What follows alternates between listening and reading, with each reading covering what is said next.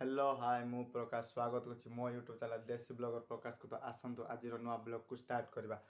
तो एबे जीवार अछि गोपी जेटा कि वेस्ट बेंगल किछि इनक्वेटर 500 कैपेसिटी इनक्वेटर पास आसवार अछि। तो एबे सेगुडा पाणीमा को जीवा एबे बाजी 4टा बेले मु ब्लॉग बनउछि। सकाळे जाइथिली से ओल्डी दुकान तार गोटे फेरामटा जेटा बनाणे मु देखेबी सेटा बनाणे आउतला। तो सेटा बनाणे कंप्लीट हेइछि। तो एबे जीबी पार्ट्स आनिबाकू आनिकरी 2 दिन पर असेंबल करके ताको कस्टमर को देवार छी। तो एबे जीवा गोपी गाड़ी नेकी जीवा।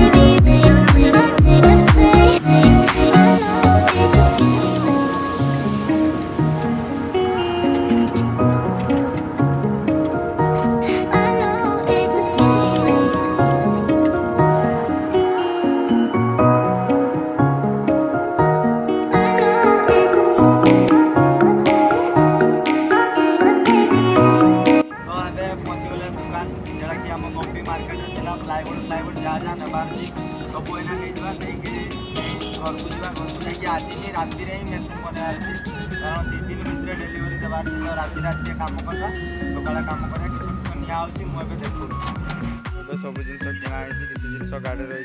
तो घर को जा तो गपीरू तो आम जल्दी चली आसते कितु जी आम ओल्डिंग होता जो मेसीनटा ऑटोमेटिक फ्रेमटा तो से रही कम करने सेठू आसला राति 9:30 बाजीगला। तो थका लगी मुझे खाई शुई पड़ी किसी कहबार मन आनी पूरा थकी आई। एक तो सका से ऑटोमेटिक मेसीन काम सेकेंड रु गपी जाओ मार्केटिंग करके ऑटोमेटिक जिनस ऑटोमेटिक मेसीन सब पार्ट्स नहीं आस नहीं आसिक असेंबल कर काली सका काली पर 2 दिन पूरा फुल काम करार अच्छी। फुल काम सरला मंगलवार दिन टेंट हाउस काम अच्छी माने मुंड खराब हो जाए ना 3-4 दिन पूरा काम ही काम शोवा खाइबार रेस्ट नहीं। जदि भल लगे तो लाइक शेयर कमेंट सब्सक्राइब जरूर करके जी एति कहीकि रखुची। जय जगन्नाथ।